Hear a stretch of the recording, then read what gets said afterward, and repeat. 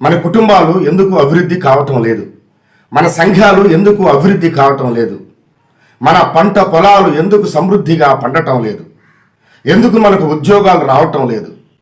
వీటన్నిటినీ ఒక పెద్ద ప్రశ్నగా మనం చూడొచ్చు. ఎందుకు రాలేదు అనే విషయాన్ని మనం ఆలోచన చేస్తే పరిశుద్ధ గ్రంథంలో చాలా తేటతెల్లంగా వ్రాయబడి ఉంది.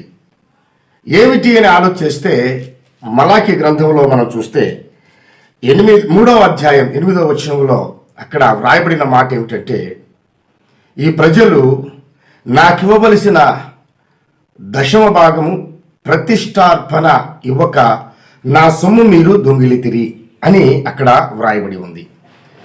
మనకి ఎందుకు ఆశీర్వాదాలు రాలేదంటే మొట్టమొదటి కారణం ఇదే. మీరు అనొచ్చు, అంటే కానుకలు దశమ భాగాలు అర్పణలు ఇస్తేనే నా దేవుడు దీవిస్తాడు, లేకుంటే దీవించడా అని మీలో ఆ ప్రశ్న మొదలవచ్చు. కానీ దేవుని ప్రియబిడ్డలారా, దేవుడు చెప్పిన మాట మనము తప్పనిసరిగా ఆచరించాలి. పరిశుద్ధ గ్రంథం ఏం చెప్తుంది? ఆజ్ఞ అతిక్రమం పాపం అంది. ఆజ్ఞ అనగా ఏమిటి? దేవుడు చెప్పే ప్రతి మాట మనము తూచా తప్పకుండా ఆచరించాలి. అలాగే ఆచరిస్తే ఆశీర్వాదాలు వస్తాయి. దేవుని మాట వినకపోతే ఆశీర్వాదాలు రావు.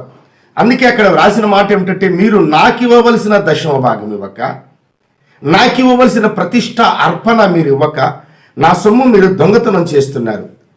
దొంగలున్నారు, జాగ్రత్త.